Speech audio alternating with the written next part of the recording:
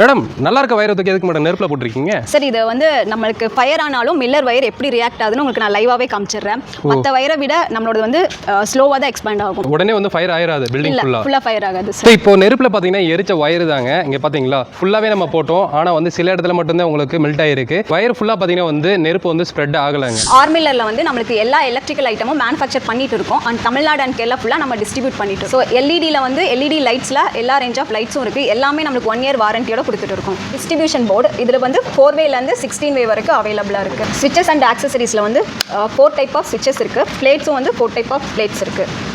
அது இல்லாமல் surface box, MCB, ELCB, isolator, fuse carriers, metal box, wooden box எல்லாமே இருக்குது. ஸ்ட்ரீட் லைட்டு இபிலையும் இருக்குது அண்ட் சோலாரில் யூஸ் பண்ணுற ஸ்ட்ரீட் லைட்டும் இருக்குது. கரண்ட்டில் யூஸ் பண்ணுற லைட் வந்து 24 wattsலேருந்து ஸ்டார்ட் ஆகுது. 100 watts வரைக்கும் அவைலபிளாக இருக்குது. சோலாரில் பார்த்தீங்கன்னா 20 wattsலேருந்து 300 watts வரைக்கும் அவைலபிளாக இருக்குது. ஸோ இந்த லைட் பார்த்தீங்கன்னா வந்து நீங்கள் கோழி பண்ணை வச்சுருக்கீங்க, இல்லை குடோன் வச்சுருக்கீங்க, வேர் ஹவுஸ் வச்சுருக்கீங்கனாலும் இன்டீரியர்லேயும் இந்த சோலார் லைட் வந்து யூஸ் பண்ணலாம். எப்படின்னு பார்த்தீங்கன்னா வந்து மேலே யூஸ் பண்ணியிருக்க மாதிரி பேனல் வந்து மேலே வச்சுருவாங்க ஷீட்டுக்கு மேலே. ஸோ இன்டீரியரில் பார்த்தீங்கன்னா வந்து இந்த வயர் வந்து இதோட கனெக்ஷன் பண்ணிட்டீங்கன்னா தாராளமாக ஆட்டோமேட்டிக்காக உங்களுக்கு எரிஞ்சிருவாங்க.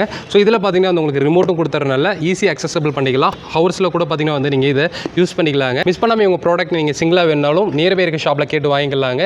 இல்லை பல்காக வேணும் அப்படின்னாலும் டிஸ்ட்ரிபியூட்டர் இப்போ தான் ஸ்டார்ட் பண்ணுறீங்க அப்படின்னாலும் டிஸ்பிளே இருக்க நம்பரை கான்டாக்ட் பண்ணி யூஸ் பண்ணிக்கோங்க.